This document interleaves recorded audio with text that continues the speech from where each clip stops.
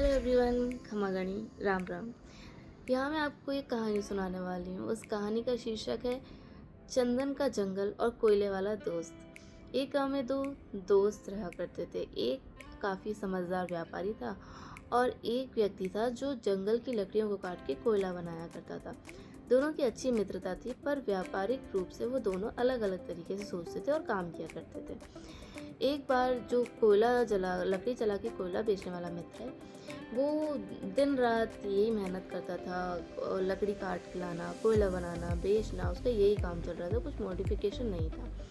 फिर वो एक ज़्यादा मुनाफा नहीं होने के कारण वो परेशान हो जाता है, हताश हो जाता है, थोड़ा सा आलसी भी हो जाता है, फ्रस्ट्रेट हो जाता है। वो अपने उस मित्र के पास जाता है जो अच्छा व्यापारी था, उससे बोलता है, यार मुझे तो ज़्यादा मुनाफा हो नहीं रहा है, मैं इतनी मेहनत करता हूँ फिर भी मुझे इतना मुनाफा नहीं हो रहा, मैं इतना नहीं कमा पा रहा। तो उसका मित्र जो होता है वो उसकी एक्चुअली मदद करना चाहता है। वो उसको कई व्यापारिक आइडियाज़ देता है, मतलब उसको काफ़ी नए आइडियाज़ देता है कि ये कर ले, वो कर ले। या फिर वो ये सोचता है, चल मैं पैसा लगाता हूँ तेरे कोई बिजनेस में जो तुझे पसंद हो, जो तेरे आइडिया हो। पर वो उसमें भी, नहीं मुझे ये नहीं करना, मुझसे ये नहीं होगा, और उसको आलस आने लगता है काम में। तो फिर भी उसका जो दोस्त था वो उसकी मदद करना चाहता था, क्योंकि वो उसका दोस्त था। उसने कहा, चल ठीक है, एक काम कर, मेरा एक चंदन के पेड़ का बगीचा है, मतलब एक खेत है छोटा, वो तू रख ले और उससे जो भी मुनाफा हो, जिस तरीके से तू मुनाफा कमाता है उससे मुनाफा कमा, ठीक है, वो तेरा आज से, और उसका मुनाफा भी तेरा। तो वो खुश हो जाता है ये सुन के और वो वहाँ से चला जाता है। एक महीने बाद वो उसके पास फिर रोता रोता हुआ आता है, कहता है, तूने यार क्या ही मदद की मेरे तो कुछ मुनाफा ही नहीं हो रहा है।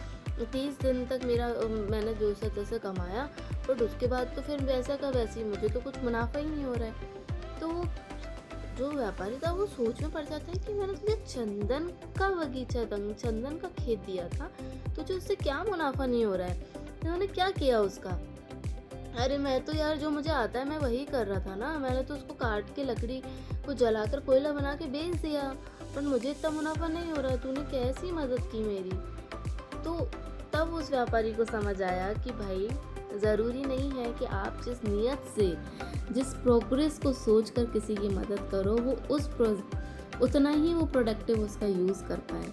क्योंकि उसने ये सोच के दिया था कि एक चंदन की लकड़ी को भी अगर वो बेचेगा, छोटी छोटी लकड़ियों को, तो उसको इतना ज़्यादा मुनाफा होगा जितना वो आज तक अपने कोयला बेच के नहीं कर पाया।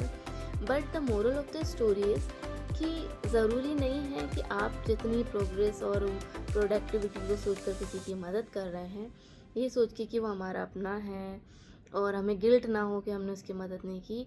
बट ज़रूरी नहीं है कि सामने वाला भी उतना ही प्रोडक्टिव तरीके से उसको यूज़ कर पाए।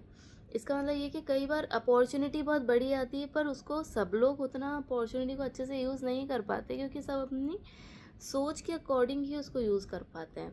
तो भाई अपनी सोच को ना एक्सपैंड करने की बहुत ज़्यादा ज़रूरत होती है, बहुत ज़्यादा ज़रूरत होती है। मतलब ऐसा है कि कई बार ऐसा होता होगा, आप भी फील करते होंगे कि आपके पास वो अपॉर्चुनिटी आई है, बट आप उसको अच्छे से यूज़ ही नहीं कर पाए, क्योंकि आप सोच ही नहीं पा रहे थे कि हम इससे ज़्यादा बड़ा और क्या सोचें। अपनी सोच को बहुत बड़ा रखने की ज़रूरत है और नई चीज़ें सीखने की ज़रूरत है। ऐसे लोगों के सराउंडिंग में रहिए जो बहुत कुछ जानते हों, जो आपको बहुत कुछ सिखा पाएँ।